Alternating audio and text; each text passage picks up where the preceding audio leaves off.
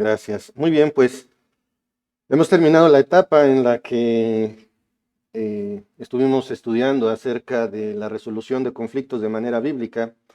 Y bueno, pues ha sido de gran provecho para nuestras vidas y espero que esa información sea de utilidad para todos y cada uno de ustedes. Y hoy vamos a iniciar con el estudio de manera expositiva del libro de Apocalipsis.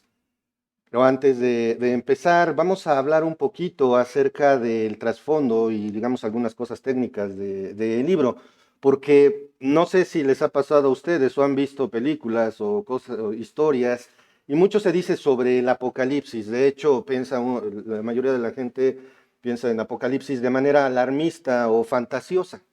Ujú. Y generalmente está asociado con destrucción, muerte, zombies y unos cuantos sobrevivientes por ahí botados y todos dicen, es que eso es del apocalipsis. Y debido a esas ideas preconcebidas que hay de este libro, es tan importante que debemos de entenderlo correctamente. Y eso incluye desde el título del libro, un estudio correcto, un estudio amplio y exegético de un libro requiere que se analicen todas las partes del mismo. Y el título del libro, todos lo conocemos como Apocalipsis. En su mayoría de las traducciones de la Biblia en español dicen así. En inglés dice revelación. ¿Cuál es la varianza? Bueno, en realidad, si nos vamos ahí al versículo 1 del libro de Apocalipsis, el primer versículo, vemos que dice la revelación de Jesucristo. Esto no era extraño en el uso de la literatura de los judíos. De hecho, por ejemplo, si nosotros vamos y vemos primero y segundo de Reyes, primero y segundo de Samuel, etcétera, para empezar, era un solo libro. ¿Por qué digo esto? Porque ha habido ciertas cosas que han estado ocurriendo a lo largo del tiempo y los libros se dividen o los títulos se adaptan a ciertas cosas.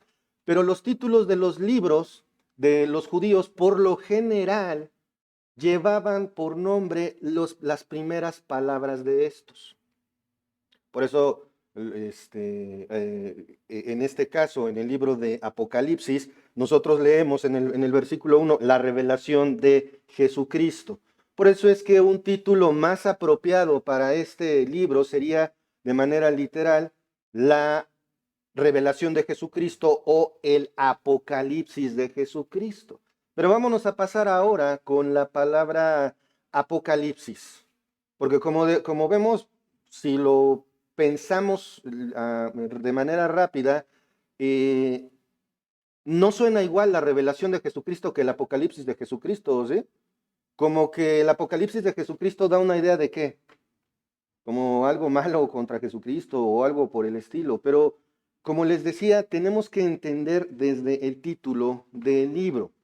Y antes de llegar a esto, vamos a orar para poner este tiempo en las manos del Señor.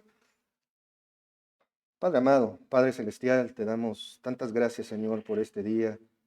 Gracias, Padre, por lo que nos das, por tu amor y misericordia, y gracias, Señor, por tu bendita palabra. Gracias, Padre, porque estamos en este libro, porque por tu gracia tenemos acceso a él, Señor. Y Padre, te ruego que seas tú el que nos hable y no yo. Que tu Santo Espíritu nos muestre lo que hemos de aprender hoy, Señor, y te ruego tengas misericordia de este inútil predicador, Señor, que solamente intenta hacer lo mejor, Padre, pero no es suficiente, Señor. Te ruego, Padre, que tú nos hables, que tu palabra nos hable, Señor, y podamos ver las bellezas de tu verdad. Gracias. En el nombre de nuestro Señor Jesucristo oramos. Amén. Apocalipsis, otra vez. Del griego, apocalipsis. ¿Y qué quiere decir esta palabra? Bueno, literalmente quiere decir revelación, manifestación, manifestar. O sea, Apocalipsis nada tiene que ver con destrucción. La traducción de la palabra Apocalipsis nada tiene que ver con destrucción, con cosas malas, con que el mundo explota o cualquier otra cosa de ese tipo. De manera específica, como nombre del libro, quiere decir revelar, correr el velo. Nos muestra a Cristo en gloria y poder. Habla de Jesucristo. Jesucristo es el tema principal. Pero no solo es el tema principal del libro de Apocalipsis, es el tema principal, Jesucristo, de toda la Biblia. Quiero que por favor me acompañen en sus Biblias, ahí al capítulo 5 del Evangelio según San Juan, para que puedan ustedes ver precisamente lo que el Señor dice acerca de sí mismo, ahí en Juan 5:39, que dice, escudriñad las Escrituras. Una pausa aquí. ¿Cuál es la indicación del Señor Jesucristo para nosotros con respecto a la Biblia? Escudriñarla. Yo sé que hay, por ejemplo, casi todos los días, a veces me atraso, pero mando la lectura diaria de la Biblia y a lo mejor no la estás siguiendo con eso, pero tienes tu propia lectura diaria de la Biblia o tienes tu devocional de 5, 10, 15 minutos. Eso no es escudriñar las Escrituras. Escudriñar las Escrituras es como si tuvieras una pala y te pusieras a cavar. Esto significa que es que estudiarlas a profundidad. Por supuesto, no hay nada de malo en leer la Biblia, pero ¿cuál es la indicación del Señor Jesucristo? Escudriñar de las Escrituras. ¿Por qué? ¿Por qué es tan importante que estudiemos la Biblia? Vamos a continuar ahí en el versículo. Porque a vosotros os parece que en ellas tenéis vida eterna. ¿Quieres tener el perdón de tus pecados? ¿Quieres realmente tener una relación con Dios? La revelación está ahí, está en las Escrituras. Y luego cierra el versículo, porque ¿qué tiene que ver esto con el Apocalipsis? Bueno, y ellas son las que dan testimonio de mí. Las Escrituras, de pasta a pasta, lo que conocemos hoy como nuestra Biblia, habla de Jesucristo desde Génesis 1 hasta el final del libro de Apocalipsis. Ahí está Jesucristo todo el tiempo.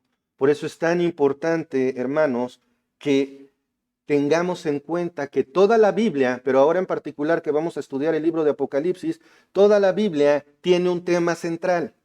¿Y ese tema central cuál es? Jesucristo. ¿De acuerdo? Entonces la palabra Apocalipsis es esa revelación como cuando, bueno, ahorita ya no es tanto, ¿no? Pero yo me acuerdo en el cine, en mis tiempos, cómo levantaban la cortina y entonces ya puedes ver lo que hay del otro lado. De la misma manera que cuando el Señor Jesucristo dijo, consumado es, y hubo todos esos eventos sobrenaturales, el velo en el templo, ¿qué pasó? Se partió, se rompió. ¿Y qué permitió? Permitió ver lo que había del otro lado. Eso es lo que nos permite hacer entonces el libro de Apocalipsis. La Biblia es la revelación de la voluntad de Dios para nosotros. Recuerdan, a grosso modo, hay voluntad revelada y voluntad secreta. En particular, Apocalipsis es la revelación que Dios nos ha dado de cómo Dios ha de concluir su plan. Esa es la parte más increíble. Dios no solamente nos da a conocer su voluntad, nos da a conocer lo que quiere que hagamos, sino que nos da a conocer cómo va a hacer las cosas. Ese es un privilegio que tenemos aquellos que somos hijos de Dios, porque si no, pues la Biblia aburre, no la entiendes, etcétera, porque la palabra de Dios es locura para los que se pierden, pero para aquellos que han de ser salvos es poder de Dios. Por lo general, este libro es relacionado con juicios, y en parte eso es verdad. Lo vamos a ir estudiando, pero en realidad es la revelación de Dios de cómo ha de terminar su plan eterno. Como un dato, cada libro de la Biblia tiene cierta cantidad o cierto porcentaje de profecía. Y el libro de Apocalipsis está compuesto en un 95% de profecías. Pero ojo, otro dato importante en cuanto al arrebatamiento de la iglesia, no hay una sola profecía que se haya de cumplir antes de que la iglesia sea llevada por el Señor. Ese es el siguiente paso en la agenda del Señor. No hay otro intermedio. Ojo, no, pero los rumores de guerra y las pestes y todo eso, eso es dentro de la tribulación. Pero lo vamos a ir estudiando poco a poquito, como dijo Jack el Destripador, vámonos por partes. El libro de Apocalipsis fue escrito por el apóstol Juan en la isla de Patmos, de hecho ya muy anciano. El apóstol Juan fue el último en morir y murió de viejo, no murió martirizado. Si vemos ahí al final del Evangelio según San Juan, el Señor Jesucristo se va caminando con Pedro y Pedro se les pega a Juan, literalmente, y Pedro le dice al Señor Jesucristo, ¿y este qué? Y le dice, ¿y a ti qué? Si yo quiero que él quede, ¿a ti qué? Y ese era precisamente el anuncio de que Juan no iba a morir de la misma manera que todos los demás discípulos que murieron martirizados. Juan, para este tiempo ya anciano, había sido enviado a esta prisión por el emperador Domiciano. Este emperador, ¿saben por qué lo condenó? ¿Por qué lo mandó a una cárcel ya anciano? Lo sacó de su lugar donde vivía ahí en Éfeso y lo castigó por su predicación. Y es curioso porque el historiador Josefo menciona que las predicaciones de Juan al final de los últimos años de su vida, ¿saben qué era lo que más decía? Ámense los unos a los otros. Los historiadores dicen que Juan era ayudado por dos jóvenes para poder caminar porque ya no veía bien, ya estaba anciano, ya no podía caminar bien y decía en la iglesia, ámense los unos a los otros. Algunos dicen que quizás lo decía hasta con desesperación en la iglesia. El libro fue escrito aproximadamente entre los años 94 al 96 de nuestra era. Nunca después del año 100, porque esa es una cosa con respecto a los críticos de la Biblia. Y otro libro, el segundo libro más atacado de la Biblia, ese se la llevan más bien entre Daniel y Apocalipsis. Y dicen, no, es que lo escribieron después. Por eso es que pueden recibir estos, tener este contenido profético, pero no, no es así. ¿Por qué? Porque hay testigos de que este libro era leído antes de que terminara el primer siglo, antes del año 100. Por otro lado, después, como les decía, Juan vivía en Éfeso, y un detalle muy curioso, esto no tenemos certeza, la tradición de esa zona, porque aún existe, es que María vivía ahí con Juan. No hay manera de verificarlo, es únicamente tradición, pero ¿a quién le encargó el Señor Jesucristo a María? A Juan.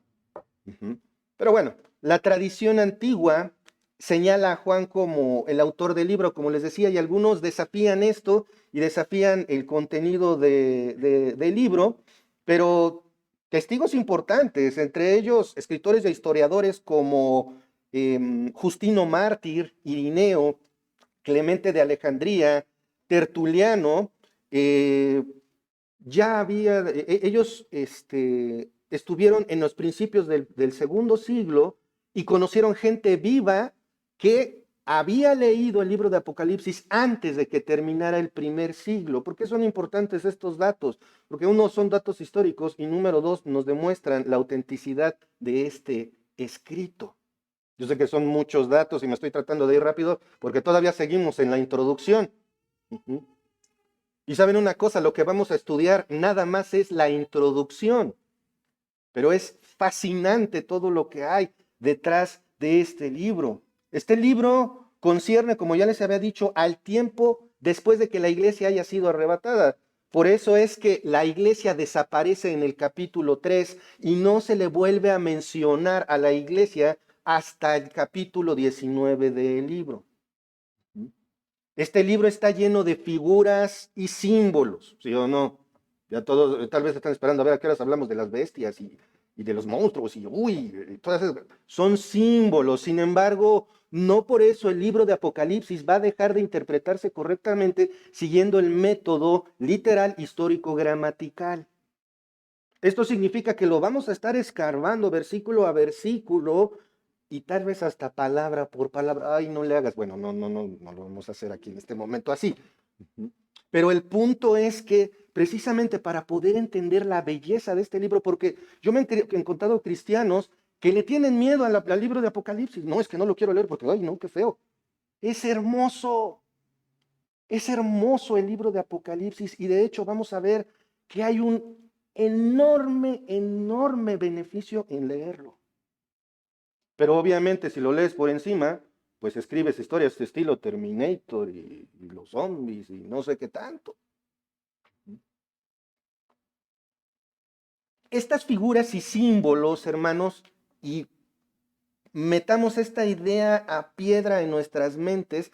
Todas las figuras y símbolos que vamos a ver del libro de Apocalipsis tienen por objetivo aclarar y no obscurecer el contenido de este. ¿Y por qué hay esas figuras y símbolos? Imagínense a Juan en el transcurso del primer siglo teniendo esas visiones de lo que va a ocurrir en el futuro. Si pusiéramos al apóstol Juan aquí, en medio de una ciudad bulliciosa, la Ciudad de México, se desmaya. Por todo lo que hay. Y Juan, no sabemos si de esta era exactamente, en estos años o no, en opinión personal pienso que el Señor viene muy pronto, pero eso no es bíblico, es solamente mi opinión. Pero imagínense a Juan que te vea y vas caminando y de repente sacas el celular y haces una videollamada. ¿Qué haría Juan? Se vuelve a desmayar. Por eso es que vemos que incluso Juan se postra delante de los ángeles, está abrumado con lo que está viendo. Por eso es que hay ciertas cosas que se escriben que no, es que va a haber monstruos. Espérate. Tenemos que ubicarnos otra vez en el contexto literal, histórico, gramatical. Y eso incluye otra cosa aún más abrumadora que estas visiones de Juan, y es el poder de Dios juzgando al mundo. Juan está siendo testigo ocular de esas cosas, porque para Dios no hay tiempo. Está viéndolo. ¿Y qué escribió? Pues lo escribió lo más acercado, lo más cercano que pudo a todo lo que vio. Entonces tenemos que entender también eso, ¿de acuerdo? Ahora, vamos a hacer un poquito un esquema. Así que si están anotando, pongan ahí Apocalipsis, tema central, la revelación de Jesucristo como Rey exaltado, glorioso, Señor del universo. Ese es el tema central del libro. Bosquejo.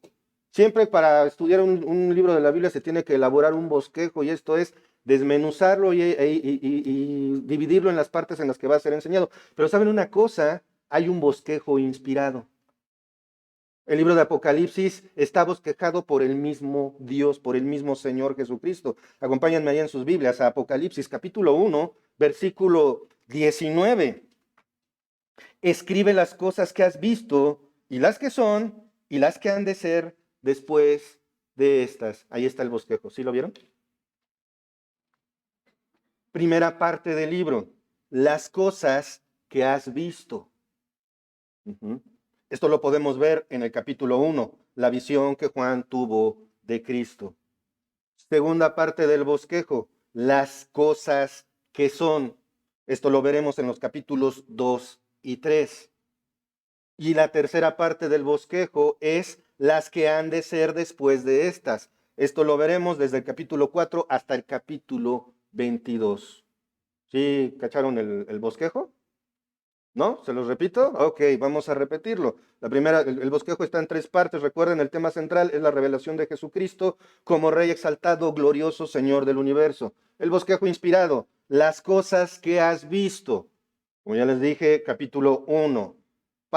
Segunda parte del bosquejo, las cosas que son, las que están ocurriendo. Capítulos 2 y 3. Parte tercera del bosquejo, las cosas que han de ser después de estas. Capítulo 4 hasta el 22. Y bueno, pues vamos entonces a entrar en materia.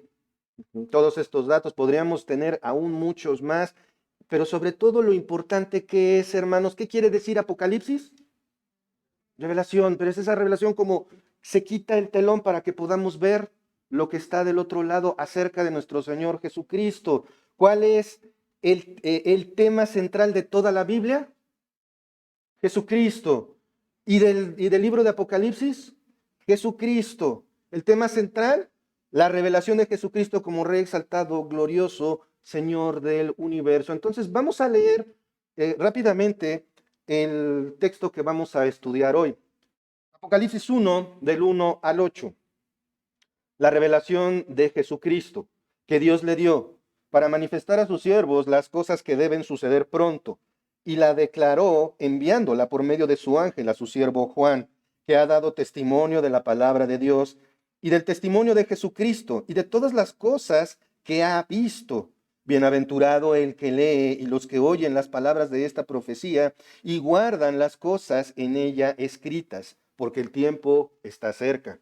Juan, a las 7 iglesias que están en Asia, gracia y paz a vosotros del que es y que era y que ha de venir, y de los 7 espíritus que están delante de su trono, y de Jesucristo, el testigo fiel, el primogénito de los muertos y el soberano de los reyes de la tierra, al que nos amó y nos lavó de nuestros pecados con su sangre, y nos hizo reyes y sacerdotes para Dios y su Padre. A él sea gloria e imperio por los siglos de los siglos. Amén.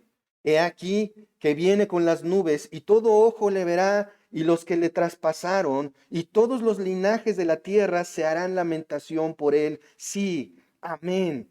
Yo soy el alfa y la omega, el principio y fin, dice el Señor, el que es y que era y que ha de venir, el Todopoderoso. Los primeros 3 versículos de este capítulo de Apocalipsis, vamos a poder ver 3 puntos. No los voy a estructurar, sino simplemente los voy a mencionar y ustedes van a poder ir viendo cómo van cayendo. El punto 1 es la procedencia de la revelación. El punto 2, la participación humana en la revelación.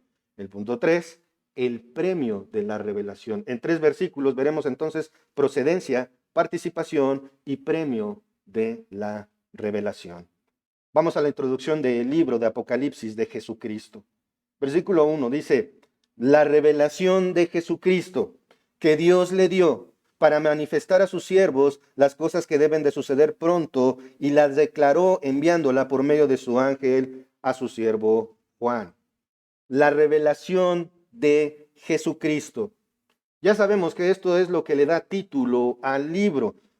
Sabemos que la revelación o Apocalipsis significa que se quita el telón o el velo para mostrarnos a Cristo como es realmente. ¿Cómo? No vino a la tierra y se mostró como es realmente. No, porque no vino en gloria. Él se presentó delante de nosotros de manera humilde. ¿Cuál es la diferencia entre el Evangelio y el Apocalipsis? Que el Señor Jesucristo en el Evangelio se muestra como siervo sufriente, como siervo humilde, y en Apocalipsis se muestra en toda su gloria. Los evangelios, como les decía, nos mostraron a un Cristo humillado, pero ¿qué tan humillado? ¿Qué tan humillado, hermanos? Estamos hablando de aquel que es el creador de todo. ¿Qué tan humillado se presenta cuando viene en los evangelios? Acompáñenme a la primera carta a los Corintios, capítulo 15, versículos 3 y 4. Primera a los Corintios, capítulo 15, versículos 3 y 4. ¿Qué tan humilde? Dice ahí que Cristo murió por nuestros pecados conforme a las Escrituras, y que fue sepultado y que resucitó al tercer día conforme a las Escrituras. ¿Te das cuenta? Dios muerto para el perdón de tus pecados, resucitado porque ese perdón de los pecados es suficiente, es aceptado por parte del Padre. Y en esto es en lo que hay salvación. Qué tan humilde que en la cruz cargó con todos tus pecados, con todas las cosas malas que hace todo el mundo, las que ha hecho, las que estás haciendo y las que vas a hacer. Ya está perdonado. Entonces, a pecar y a gozar que el mundo se va a acabar, ¿no? No, porque ese perdón está ahí, pero no está disponible para todos, porque es únicamente para aquellos que son escogidos. Y cuando tú pides como cristiano, pides perdón de tus pecados, ¿Dios te va a perdonar tus pecados o ya están perdonados? Ya están perdonados. El punto es que a nosotros, ¿cómo nos cuesta trabajo pedir perdón y aún más aceptar ese perdón? La cosa ya está hecha por parte de Dios. Es tan humilde que ya santificado, ya como creyente, te lava los pies. Esto es cuando confiesas tu pecado y pides perdón.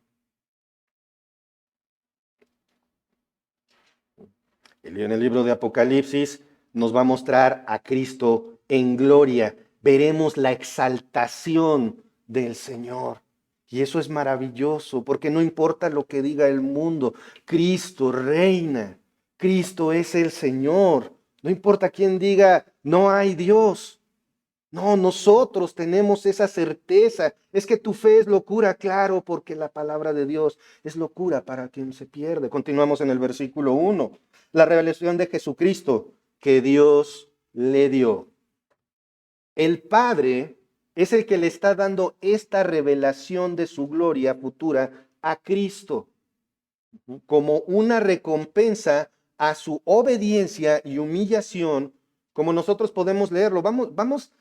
Ya vimos la obra de su humillación. Ahora vamos a ver de qué tamaño es esta humillación y por qué. Y este es el por qué Dios le da esta revelación a Cristo. Porque se acuerdan que le preguntan al Señor Jesucristo, ¿y cuándo van a ocurrir todas estas cosas? ¿Cuándo se va a acabar el mundo, Señor? ¿Y qué responde? Nadie sabe, sino mi Padre. Y esta revelación es dada a Jesucristo por parte del Padre como parte de la recompensa por haberlo obedecido. ¿Y de qué manera? Acompáñenme, por favor, en sus Biblias. No se esperen a que aparezcan en la pantalla. Al capítulo 2 de la carta de Pablo a los Filipenses. Filipenses 2, 5 al 11. Nada más lo vamos a leer, pero observen la magnitud de la obediencia de Cristo. Filipenses 2, 5 al 11. Haya pues en vosotros este sentir que hubo también en Cristo Jesús, el cual, siendo en forma de Dios, no estimó el ser igual a Dios como cosa que aferrarse, sino que se despojó a sí mismo, tomando forma de siervo, hecho semejante a los hombres. Y estando en condición de hombre, se humilló a sí mismo, haciéndose obediente hasta la muerte y muerte de cruz. Por lo cual Dios también le exaltó hasta lo sumo y le dio un nombre que es sobre todo nombre, para que en el nombre de Jesús se doble toda rodilla de los que están en los cielos y en la tierra y debajo de la tierra, y toda lengua confiese que Jesucristo es el Señor, para gloria de Dios Padre. Jesucristo glorifica al Padre y el Padre glorifica al Hijo. Y vamos a ver en el contenido que el Espíritu Santo glorifica al Hijo. Nunca buscan la gloria propia. Cristo pasó todo lo que pasó, no para que, ay, pobrecito, sino para glorificar a su Padre y para tu salvación. Porque si tú no tienes fe en esto, entonces estás condenado, lo dice la Escritura. Pero el que cree es hecho hijo de Dios. Ven a Cristo en arrepentimiento y fe. Continuamos, la revelación de Jesucristo que Dios le dio para manifestar a sus siervos las cosas que deben de suceder pronto. Este libro tiene por objetivo darnos a conocer la forma en que Dios va a cerrar su plan universal. Ya lo habíamos visto hace un momento, ¿no?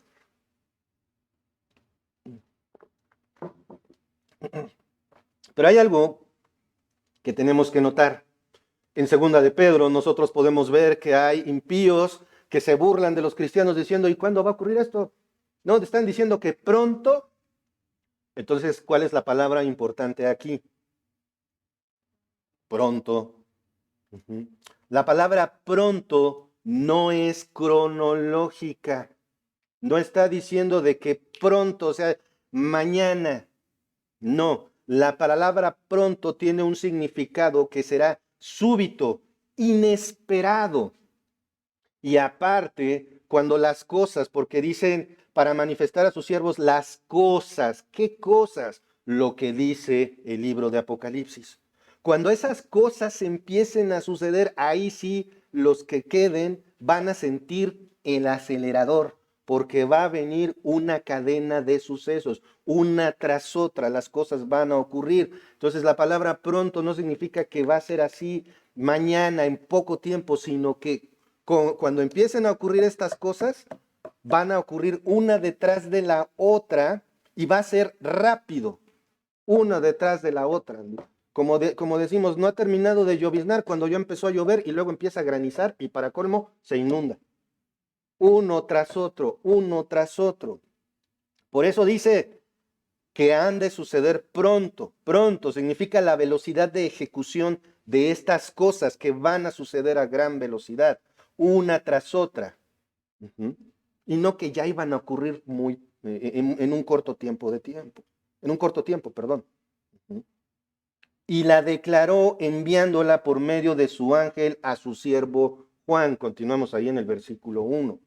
Es decir, ¿este mensaje de dónde procede? De Dios. Correcto. Y luego, ¿qué pasa? Este mensaje procede de Dios y Dios se lo pasa a un ángel. Y del ángel a Juan. Y de Juan a las iglesias. Y las iglesias, hermanos, no solamente son las 7 iglesias donde veremos las 7 cartas. Las iglesias nos incluyen a nosotros. Este mensaje pasa de Dios a un ángel, a Juan, a ti. Este mensaje está dirigido a cada creyente. Esta cadena de distribución nos indica que esta revelación tiene el objetivo de ser entendida claramente por aquel que la lee. Por eso es tan importante que lo estudiemos de manera correcta. ¿De acuerdo? Porque qué bendición puede haber de algo que lees pero no entiendes. Me pasaba a mí todo el tiempo con matemáticas. Por faltar a una clase después ya no entiendes nada. Y como no faltaba nada más a una, adivinen. El libro de álgebra de Baldor ahí en la prepa se convirtió en mi más grande tortura.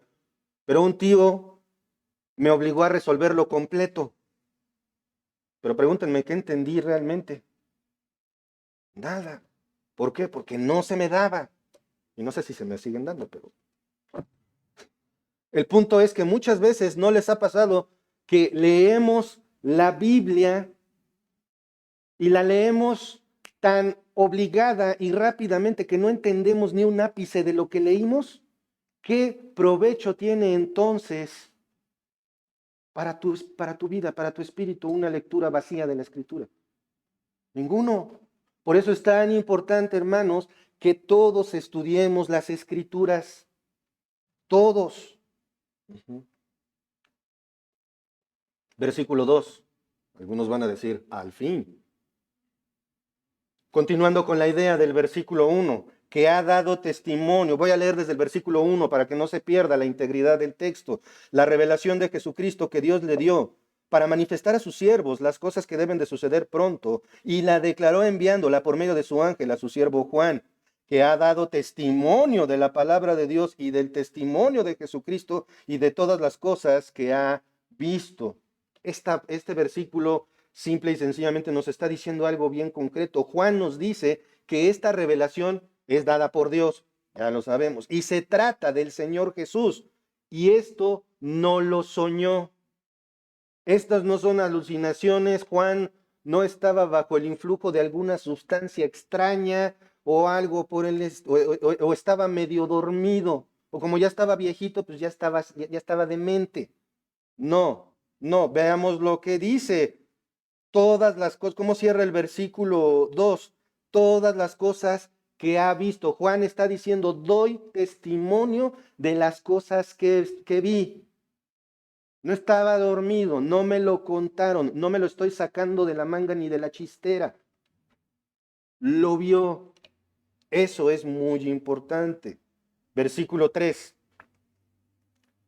Observen la belleza de este texto. Bienaventurado el que lee y los que oyen las palabras de esta profecía y guardan las cosas en ella escritas, porque el tiempo está cerca. Una pausa aquí. Vamos a degustar este texto. Apocalipsis Es el único libro en las Escrituras que viene con una bendición para aquellos que leen, escuchan este libro. ¿Pero qué más dice? Guardan, es decir, lo obedecen. En ese contexto podríamos incluir el todo de la Biblia. Bien, pero en específico en Apocalipsis, fíjense en la belleza de esto, bienaventurado el que lo lee. O sea, en este momento yo soy bienaventurado, porque lo estoy leyendo. El texto implica que se lee en voz alta. Y ahorita vamos a ver el por qué. Pero vamos, es que me emociona mucho esta parte, la bienaventuranza de leer la palabra. Y lo está diciendo el Señor a través de Pablo. Es una bendición para ti que lo lees, para ti que lo escuchas, para ti que lo obedeces. Bienaventurado, del griego makairos, que significa feliz en alto grado, feliz en gran manera. En este caso, los que leen, pues son los que leen Apocalipsis en voz alta. ¿Y por qué en voz alta? Pues porque este libro debía ser leído en la congregación para que todos supieran el contenido del libro. No era de, ahorita, hermanos, abran sus Biblias en Apocalipsis. Y algunos dicen, pues al fin que lo ponen en la pantalla. Y la tenemos en la pantalla, y lo tienen en su Biblia, y lo tienen en su teléfono. No era así. Tenía que ser leído así, porque la mayoría de las personas no tenían una copia de la palabra del Señor. Para estas alturas, el canon del Nuevo Testamento no estaba cerrado. Entonces, ¿de qué dependían los de la congregación? De escuchar. Entonces, aquellos que lideraban las iglesias, ¿qué hacían? ¿Cuál era su responsabilidad? Leer en voz alta la palabra del Señor. De ahí viene, obviamente, lo que hacemos cada domingo, el servidor que se para aquí enfrente a hablar. De ahí viene precisamente, de esa necesidad de leer en voz alta las escrituras. Y también esto, asistir a la iglesia. Asistir a la iglesia era la única oportunidad que los creyentes de ese tiempo tenían para escuchar de la palabra de Dios. No era como ahorita, ¿no? Pues, ay, tenemos aquí toda la tecnología para transmitir en vivo y puedes después verlo. Y algunos dicen, pues luego lo veo. Pues, total, no voy a la iglesia, lo veo por YouTube o por Facebook y ya sí soy cibernéticamente espiritual. No, la necesidad es venir a escuchar. No es lo mismo. No es lo mismo. Porque sentado en la comodidad de tu pantalla, en la comodidad de tu hogar, con tu teléfono, hay 1,000 distractores. Si aquí de por sí hay. Ahora tú en tu casita, sentado cómodamente con tu café en pijama, oye, también empieza a faltar la reverencia hacia el Señor. ¿De acuerdo? El versículo 3 dice, bienaventurado el que lee, los que oyen las palabras de esta profecía y guardan las cosas en ella escritas. Hermano, ¿sientes esa felicidad enorme porque tienes acceso a la palabra de Dios? Eres bienaventurado. Y ahorita somos bienaventurados. Debemos de ser felices en gran manera porque estamos recibiendo del Señor la bendición de leer y aún más que alguien intente explicar su palabra. Somos bendecidos. Yo soy bendecido por hablarles. No por mí, ustedes son bendecidos por Dios al escuchar la palabra, pero también son bendecidos por Dios por esa copia que tiene cada uno en sus piernas.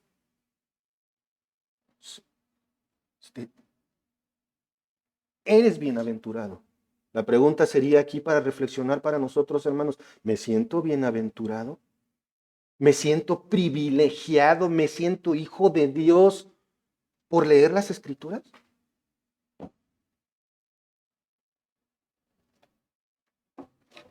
¿Por qué? ¿Por qué esta bienaventuranza? ¿Por qué tan felices? La Biblia nos responde, versículo 3, porque el tiempo está cerca. Otra vez, como vimos ahí en el versículo anterior, muchos quieren tomar literalmente la palabra tiempo, pero ojo, la Biblia en el griego vamos a encontrar dos palabras para tiempo. Una es cronos y la otra es kairos o kairos. Ahí no sé exactamente cómo es la pronunciación, pero el tiempo, cronos, es la sucesión del tiempo. Segundos, minutos, horas, días, años. Con cronos puedes establecer un periodo de tiempo concreto. Y en el griego cronos puede decir, pues ¿saben qué? El 25 de diciembre tenemos pachanga. Ya lo estableciste. Esa es la función de cronos. Pero en este caso, cuando dice el tiempo está cerca, es el kairos está cerca, que es el tiempo perfecto para que algo suceda, como la temporada de lluvias. Bueno, si fuera precisa, ¿no? Pero llega un clima, cambia el clima y es en el tiempo perfecto. Es la ocasión ideal para algo. Por eso es que Dios dice, el tiempo está cerca. Eres bienaventurado porque el tiempo está cerca. Eso quiere, entonces, en otras palabras, el tiempo perfecto para que todas las cosas sucedan está cerca, pero no sabemos cuándo. Seguimos sin saber la fecha y no la vamos a saber. Y cuidado, hermanos, hay muchos que hasta hacen cuentas y toman la fecha de la fundación del Estado israelita y no sé cuántas cosas y echan cuentas. Todos se equivocan, todos. No importa cuánto hayan calculado, todos se van a equivocar porque el tiempo no está establecido. El tiempo va a ocurrir en un momento perfecto. Una frase para tener en mente es algo que dijo el maestro Evis Carballosa al enseñar este libro. Cuando nosotros estemos metidos en Apocalipsis y en el estudio de la Biblia en general, recuerden, es más importante lo que Dios me tiene que decir a mí y a ti que lo que tú o yo tengamos que decirle a Dios. Y como he dicho varias veces, donde la Biblia habla, uno se calla. De aquí hasta el versículo 8 veremos la exaltación de Cristo. Esto es como la presentación, vamos a decirlo. Pero de aquí hasta el versículo 8 veremos la exaltación de Cristo siendo reconocido como el testigo fiel, el soberano sobre la muerte, el soberano sobre los reyes de la tierra, el que ama a los suyos, el que redime a los suyos, el que consagra a los suyos para su Padre y el que es digno de gloria y dominio eterno. Aquí está la exaltación de Cristo. Todas estas características las vamos a ver nuevamente, no las vamos a ver de manera estructurada, pero conforme avancemos, las van a ver ustedes. Los versículos 4 y 5 son un saludo, esto es hermoso, hermanos. Los versículos 4 y 5 son un saludo de la Trinidad a los lectores y escuchas de este libro. No va a aparecer en la pantalla, así que les pido que lean conmigo versículos 4 y 5 del capítulo 1 de Apocalipsis. Juan, a las 7 iglesias que están en Asia, gracia y paz a vosotros del que es y que era y que ha de venir, y de los 7 espíritus que están delante de su trono. Perdón, y de Jesucristo, el testigo fiel, el primogénito de los muertos y el soberano de los reyes de la tierra, al que nos amó y nos lavó de nuestros pecados con su sangre. ¿Vieron la salutación directa para ti de parte de la Trinidad? Versículo 4. Perdón, sí, versículo 4. Vamos a verlo despacito. Las 7 iglesias, porque dice Juan, a las 7 iglesias que están en Asia. ¿Qué iglesias está mencionando? ¿Qué son estas? La iglesia de Éfeso, Esmirna, Pérgamo, Tiatira, Sardis, Filadelfia y Laodicea, que son las iglesias a las cuales van dirigidas 7 cartas que vamos a ver más adelante. También es un saludo a la iglesia, porque se acuerdan, ¿el libro de Apocalipsis es nada más para esas iglesias? No, es para la iglesia y eso incluye al buen pastor de Pachuca. Dice, el que es y que era y que ha de venir. Esta es una mención del Padre. Dios el Padre es el que es, el que era y el que ha de venir. Ahí está el primero. La salutación por parte del Padre. Y luego viene, y de los 7 espíritus delante de su trono. Esto de los 7 espíritus no está hablando de 7 espíritus diferentes o de 7 espíritus santos. Ujú. Está hablando única y exclusivamente del Espíritu Santo. Entonces, ¿por qué dice 7 espíritus? Porque el 7 es el número de la plenitud, la perfección, el espíritu perfecto. A eso es a lo que se refiere, es decir, el Espíritu Santo. Ujú. El Espíritu Santo. Esta plenitud la podemos ver nosotros mencionado en, acompáñenme por favor en sus Biblias, al libro del profeta Isaías, capítulo 11, versículos 1 y 2. Y aquí vamos a ver precisamente esos 7 espíritus mencionados, que es la plenitud del Espíritu Santo. Dice así Isaías 11, 1 y 2. Saldrá una vara del tronco de Isaí y un vástago retoñará de sus raíces. Y reposará sobre el espíritu de Jehová, espíritu de sabiduría, de inteligencia, espíritu de consejo y de poder, espíritu de conocimiento y de temor de Jehová. Hay una enorme teología aquí, pero aquí está Jesucristo y el Espíritu Santo. ¿Lo vieron? Jesucristo es la vara del trono de Isaí, el vástago que saldrá de sus raíces. Y el Espíritu Santo, pues cualquiera lo ve. El Espíritu de Jehová, espíritu de sabiduría y de inteligencia, espíritu de consejo y de poder, espíritu de conocimiento y de temor de Jehová. 7. La perfección del Espíritu Santo. ¡Wow! Es impresionante cuando lo entiendes. Por lo menos yo me quedé boquiabierto y no es fanfarronada, pero por lo menos de 15 a 20 veces ha tenido que ser leído este libro completo, nada más en la última etapa de preparación. Y cada vez es más asombroso. Aquí cabe resaltar que por lo general, y es algo referente a las tradiciones, porque aún como iglesia cristiana tenemos tradiciones. Y las manejamos como si fuera algo que es bíblico. No por eso estoy diciendo que está mal. Por lo general, cuando mencionamos a la Trinidad, lo hacemos en un orden específico, ¿sí o no? ¿Cómo decimos? Padre, Hijo, Espíritu Santo. Pero resulta que aquí las escrituras no los mencionan en ese orden. Vamos a ver otra vez, ahí en el versículo 4. Gracia y paz a vosotros, del que es y el que era y el que ha de venir. Primero el Padre. Y de los 7 espíritus, después el Espíritu Santo. Obviamente el que sigue, ¿quién es? Jesucristo. No importa el orden. Eso es algo nada más que nosotros tenemos que tomar en cuenta. No es una fórmula Padre, Hijo y Espíritu Santo. No hay irreverencia en ello. No es relevante. ¿Por qué? ¿Por qué no es relevante el orden? Porque los tres, Padre, Hijo y Espíritu Santo, son coiguales. O sea, son iguales en todo. Son cosustanciales, o sea, de la misma sustancia eterna. Y coeternos, es decir, tienen la misma eternidad. Son completamente, son coiguales. Nunca ha existido el uno sin el otro. Tienen los mismos atributos y la misma gloria. No es importante entonces el orden en el que se menciona.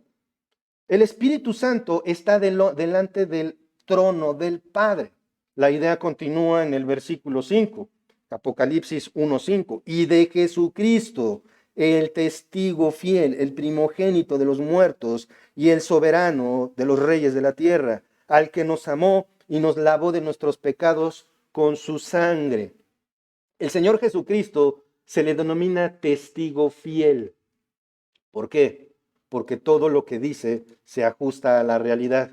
Su testimonio es fiel a todo. Por eso se le dice el testigo fiel. Ahora, vemos lo que sigue ahí en el versículo 5. Testigo fiel, el primogénito de los muertos. Una pregunta, hermanos. ¿Jesús fue el primer resucitado de la historia? No, no. Ojo, no me echen esos ojos fulminantes. Dije el primer resucitado de la historia, porque por eso tenemos que entender cada palabra. Porque vean cómo dice, el primogénito de los muertos. En realidad, el primer resucitado registrado en las Escrituras es el hijo de la viuda de Sarepta, ahí en Primero de Reyes 17. Entonces, ¿por qué dice el primogénito de entre los muertos? Primogénito es la palabra clave aquí, del griego prototokos. Esta palabra significa que Él tiene absoluta autoridad para resucitar a los muertos. ¿Esto qué quiere decir? Que Jesucristo es el más importante, el preeminente, el de máxima autoridad entre los resucitados y tiene autoridad para resucitar a otros. Todos los demás resucitados registrados en las Escrituras resucitaron, pero se volvieron a morir. Bueno, pero ¿qué me dices del el muerto que aventaron ahí en los huesos de Eliseo y se levantó? Eso es obra del Señor, no obra de Eliseo, porque Eliseo ya estaba muerto. La resurrección la da Dios. Y en este caso, el único que puede resucitar muertos es Jesucristo. Y en los evangelios tenemos el registro adecuado. Y luego dice, ya vimos entonces, vamos a regresar al versículo 5. Y Jesucristo, el testigo fiel, el primogénito de los muertos y el soberano de los reyes de la tierra. Viene el día en cual todos los reyes de la tierra, los que han sido, son y serán, doblarán su rodilla delante de Cristo. Por mucho que haya inclusive naciones donde está prohibido el cristianismo, son abiertamente hostiles, aún los gobernantes contra el cristianismo, contra la Biblia, están bajo el gobierno de Cristo. Esto quiere decir que esas brutalidades que hacen contra los cristianos de acuerdo a las leyes locales de otros países, Dios las tiene dentro de su voluntad. Sí, sí. Los reyes de la tierra, los gobernantes, nuestro presidente, nuestro gobernador, nuestro alcalde está bajo la autoridad de Cristo, lo quieran creer o no, y hacen su voluntad. Pero es que hacen esto, aquello, lo otro. Hacen su voluntad. Pero su voluntad, ¿qué hace? Se acabó. ¿Nos parezca bueno? Nos parezca malo. ¿De acuerdo? Vamos a continuar ahí en el versículo 5. Y de Jesucristo, testigo fiel, el primogénito de los muertos, el soberano de los reyes de la tierra, al que nos amó y nos lavó de nuestros pecados con su sangre, al que nos amó. Aquí la lectura en español, la traducción demerita un poquito el verbo amar, porque lo pone en pasado. En realidad, en el original está en presente. Al que nos ama. Tampoco no cambia. Cristo nos ama. Nos ama constantemente, continuamente, eternamente. Y nosotros andamos cantando con José José, el amor acaba. Ese es el amor humano. Pero el amor de Cristo hacia ti es el que nos ama, es constante, continuo, eterno. ¿Qué más de Jesucristo? Y nos lavó. Ese sí está en pasado. Ese sí. Nos amó, ese no está en pasado, ese está en presente. Nos lavó, ese sí está en pasado. ¿Por qué? Porque nos lavó de nuestros pecados en el momento en que pones tu fe en Él. Eres limpio de tu pecado el momento en que te arrepientes y pones tu fe en el Señor Jesucristo. Cree en el Señor Jesucristo y serás salvo. ¿Salvo de qué? Lo veremos más adelante. De la ira de Dios. De eso te salva. De eso es lo que está hablando ese lavamiento. ¿Con qué nos lavó? Con su sangre. Mejor es por medio de su sangre. ¿Por qué? Porque de repente surgen por ahí ideas de que lo que da el perdón divino es la sangre de Cristo. Y no, es su obra redentora. Por eso es una mejor traducción por medio de su sangre. Él murió por nuestros pecados conforme a las Escrituras y resucitó al tercer día conforme a las Escrituras. Al que cree, no es condenado. Pero el que no cree ya ha sido condenado por no creer en el nombre del unigénito de Dios, el único Hijo de Dios. Si no crees en esto, estás condenado.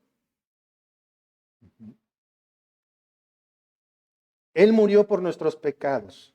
El énfasis sobre su muerte es sobre su muerte y sacrificio. Cuando nosotros leemos por su sangre, por medio de su sangre, lo importante no es su sangre, sino el sacrificio que el Señor Jesucristo hizo para el perdón de tus pecados. ¿De acuerdo? ¿No? ¿Cuántas cosas? Y podríamos profundizar más, pero me gana el tiempo. No hay importancia en el líquido. ¿De acuerdo? No hay importancia en el líquido, sino en el acto que éste fue hecho por medio de la sangre. Versículo 6. Este pasaje le encanta a muchos para andar diciendo que tenemos calidad de realeza. Dice ahí en el versículo 6.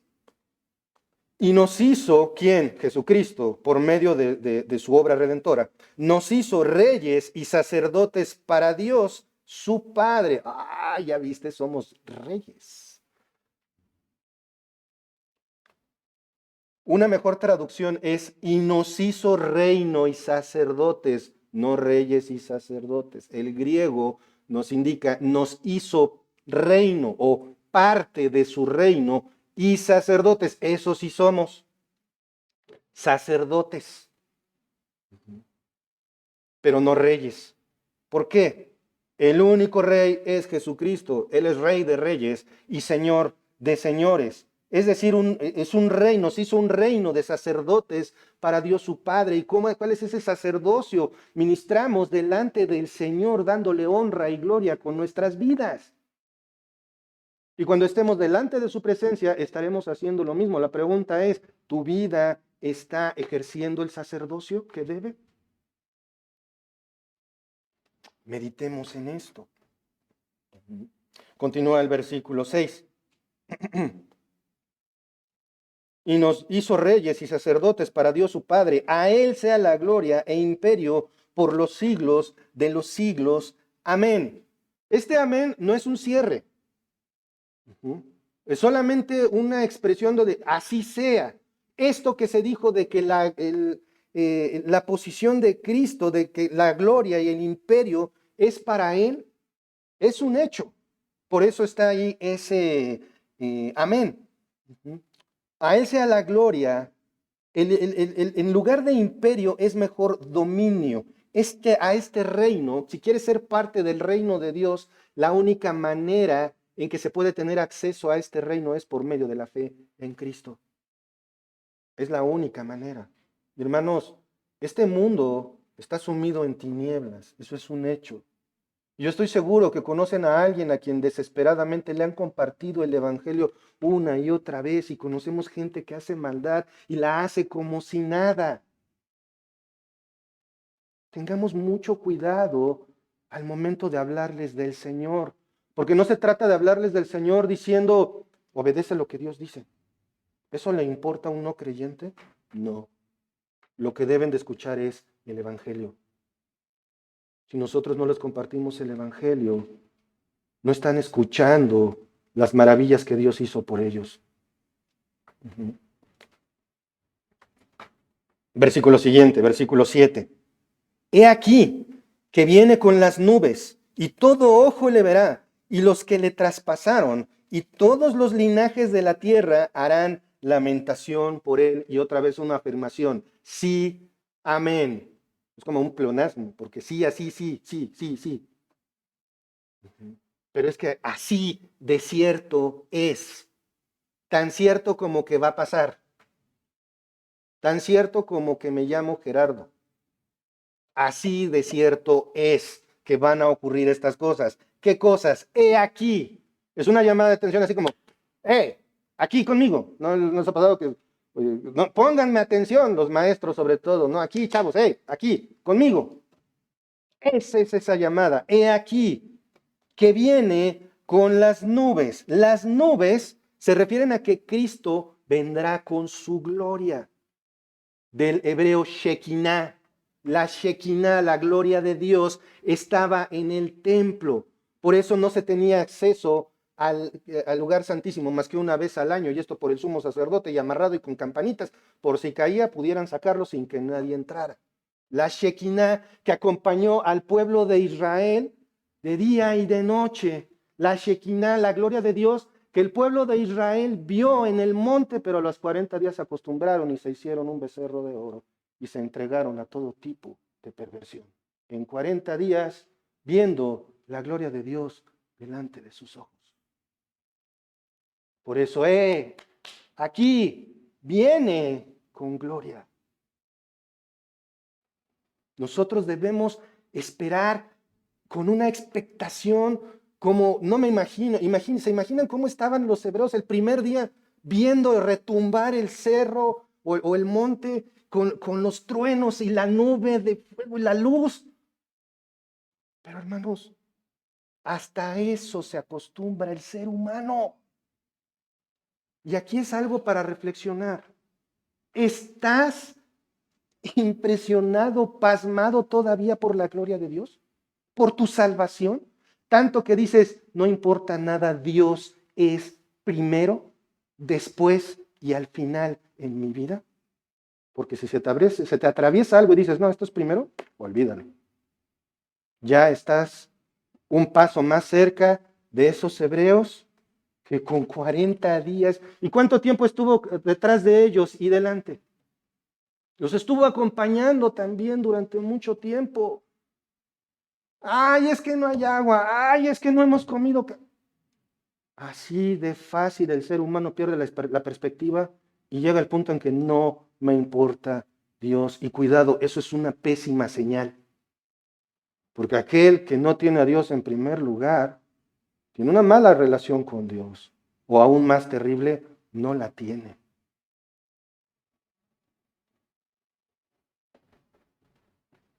Y aquí Cristo viene en las nubes, en su plenitud de su gloria, será plenamente visible. Esto obviamente se refiere a su segunda venida en gloria a la tierra, cuando venga a reinar. ¿Cómo vino la primera vez? Como siervo sufriente. ¿Cómo va a venir ahora? Como gobernante glorioso. Esa es la enorme diferencia. El arrebatamiento, que vamos a ver después de esos puntos, ya ha ocurrido en Apocalipsis. Las cartas a las 7 iglesias son en la era de la iglesia. Esto que vamos a estar viendo es en esta era. ¿Se acuerdan de tiempo? Kairos. Es esta era. La siguiente era es posterior. El Apocalipsis trata de la manifestación con gloria de Cristo. Entonces vemos lo que sigue ahí en el versículo 7, vamos a leerlo. He aquí viene con las nubes y todo ojo le verá, todos lo verán, y los que le traspasaron, es decir, los que lo ejecutaron. Oye, pero pues ya están todos muertos, ¿no? Todos los israelitas de esa era, pues ya están muertos, ¿no? Tal vez hasta algunos linajes ya desaparecieron. Se refiere a aquellos que lo rechazaron y ejecutaron como nación sus sucesores. Se está refiriendo al pueblo de Israel en ese momento, cuando ocurra su segunda venida. Vamos a continuar, porque dice, todos los linajes de la tierra harán lamentación por él. Esto no quiere decir que al ver venir al Señor Jesucristo van a llorar y van a decir, ay Señor, nos arrepentimos por lo que le hizo. No, no. Cuando dice que harán lamentación por él, el sentido es que lloran porque ven venir aquel que no quieren que venga. Por eso hacen lamentación. Los poderosos de las naciones no quieren que Cristo venga, porque se acabará lo que están haciendo. Los malvados no quieren que Cristo venga. Lo conozcan o no, porque hay una aversión natural por parte del humano contra Dios. Los malvados no quieren que Él venga. Por eso es que leemos al final del versículo 7, y todos los linajes de la tierra harán lamentación por Él. Y a estos eventos Juan dice, sí, amén. Así es, así va a ser, es cierto. Versículo 8. Yo soy el alfa y la omega, principio y fin, dice el Señor, el que es y que era y que ha de venir, el Todopoderoso. Aquí surge una pregunta. ¿Quién habla? ¿A quién se refiere? No podemos saberlo porque, ¿saben? Hay referencias al Padre y al Hijo. Cuando leemos, yo soy el alfa y la omega, habla de la eternidad y también la plenitud de la palabra de Dios. O sea, Cristo es el alfa y la omega y todas las letras que hay en medio del alfabeto. Todo lo dicho por Dios es Cristo. Cristo es el logos, la palabra de Dios. Jesucristo es lo que Dios tiene que decir. Después de Cristo, Dios ya no tiene que decir nada más. Jesucristo mismo es la revelación de la palabra, la voluntad de Dios delante de nosotros. Por eso es que dices el alfa y la omega, y esa puede ser una referencia a Cristo. Son también esto de alfa y omega refleja conocimiento pleno. Cristo es omnisciente, pero también el Padre.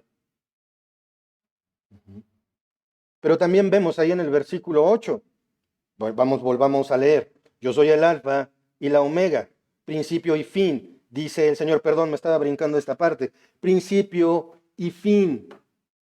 Esto nos está hablando de la eternidad de Cristo. Él ha existido, Él existe y Él existirá. Y también nos habla de su inmutabilidad. Él no cambia. Pero después leemos el que es y que era y que ha de venir. Esto ya lo vimos en el versículo 4 y es donde vemos que se refiere al Padre, porque Padre e Hijo son coiguales, cosustanciales y coeternos. Todo lo que hace el Hijo lo hace el Padre. ¿Por qué? Porque puede hacerlo. Y lo que el Padre hace, el Hijo puede hacerlo. Y después vemos el adjetivo, el Todopoderoso. Aquí los estudiosos no tienen duda de que Todopoderoso aplica al Padre. Es importante porque solo un Dios todopoderoso puede hacer todo lo que aquí se escribe. Sin embargo, esto no significa que entonces sea más que Cristo o más que el Espíritu Santo, porque ya lo estuvimos viendo, son coiguales, son coeternos, son cosustanciales, tienen la misma gloria, pero cada uno tiene una diferente actividad. Hermanos, lo que nosotros podemos ver en estos 8 versículos es la introducción al libro de Apocalipsis, donde hemos aprendido y hemos visto tantas cosas y nos muestra nuevamente que el tema central del libro, ¿qué es? Jesucristo, su revelación, y que lo hemos de ver tal y como Él es. Y aquí hay una advertencia para ti: si no has puesto tu fe en Jesucristo, lo vas a ver también tal y como Él es. Pero en lugar de ser ese rey de reyes, señor de señores, bondadoso que es nuestro Salvador, va a ser tu juez, del cual no hay manera de ser absuelto. Una frase muy común es: lo más terrible del infierno es que Dios no va a estar ahí, entonces no sería omnipresente. Lo más terrible del infierno es que Dios estará ahí, pero no como Salvador, sino como aquel que aplicará su santa y justa ira. La única manera entonces de salir de eso es por la fe en Jesucristo. Con esto concluimos entonces la introducción del libro de Apocalipsis y gracias a Dios por su palabra. Vamos a orar. Padre amado, Padre celestial, Cuánta belleza hay en tu palabra, Señor. Las palabras faltan, Padre, para poder describir lo grande y maravilloso que eres. Gracias por la obra del Señor Jesucristo para nuestra salvación. Gracias, Padre, por esto. Gracias porque se manifiesta y se ha de manifestar, Señor. Gracias porque Él es el principio y fin. Gracias, Padre, porque eres el Todopoderoso. Gracias, Espíritu Santo, porque nos has mostrado estas cosas. Gracias en el nombre de nuestro Señor Jesucristo. Amén. Dios los bendiga, hermanos.